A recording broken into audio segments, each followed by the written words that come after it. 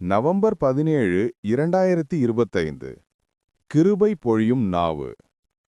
எல்லா மனுபுத்திரரிலும் நீர் மகா சௌந்தரியமுள்ளவர், ஏனெனில் உம்முடைய உதடுகளில் அருள், கிருபை பொழிகிறது.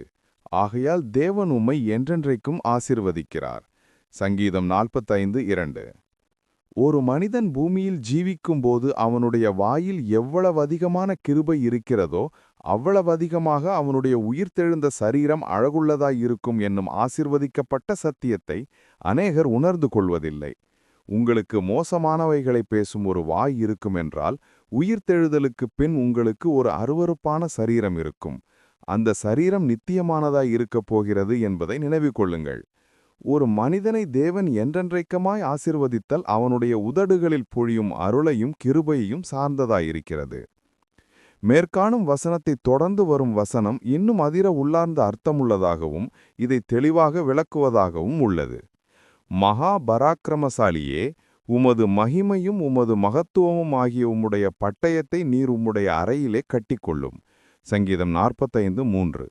எந்த ஒரு பரிசுத்தவானுடைய உதடுகளில் அருள், கிருபை பொழிகிறதோ அப்பரிசுத்தவானின் நாவு இருபுறமும் கருக்குள்ள ஒரு பட்டயத்தை, தேவனுடைய வசனத்தைப் போல் இருக்கும். அவன் சௌரியவானாக, மகா பராக்கிரமசாலியாக, மகிமையினாலும் மகத்துவத்தினாலும் முடிசூட்டப்பட்டவனாய் இருப்பான். உங்களுக்கு அசுத்தமானவைகளை பேசும் ஒரு வாய் இருக்குமாயின் நீங்கள் நிச்சயமாகவே மிகவும் பலவீனமானவர்களாக, வெட்கத்தினாலும் துயரத்தினாலும் நிறைந்தவர்களாக இருப்பீர்கள் என்பதையும் கூட இது நிரூபிக்கிறதல்லவா? கர்த்தராகிய இயேசுவை குறித்து அவருடைய வாயில் இருந்த கிருபையுள்ள வார்த்தைகள் புறப்பட்டன என்று குறிப்பிடப்பட்டுள்ளது. லூக்கா 4:22. அவர் வாய் மிகவும் மதுரமாயிருக்கிறது. ஆகவே அவர் முற்றிலும் அழகுள்ளவர். உன்னத பாட்டு 5:16.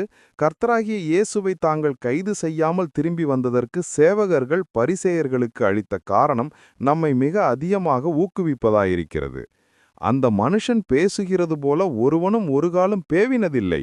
யோவான் 7:45-46. கிறிஸ்துவிலிருந்து புறப்பட்ட கிழ்வையுள்ள வார்த்தைகளை குறித்து அவருடைய சத்துருக்களுக்கும் கூட சாட்சி இருந்தது. அன்பான சகோதரனே, சகோதரியே, நித்தியத்தில் உம்முடைய நித்திய அழகும் நித்திய ஆசீர்வாதங்களும் இப்பூமியில் ஜீவிக்கும்போது நீர் உம்முடைய உதடுகளில் கொண்டிருந்த கிருபையையும் சார்ந்திருக்கும். கிருபை பொழியும் நாவை தேவன் நமக்கு தந்தருளுவாராக.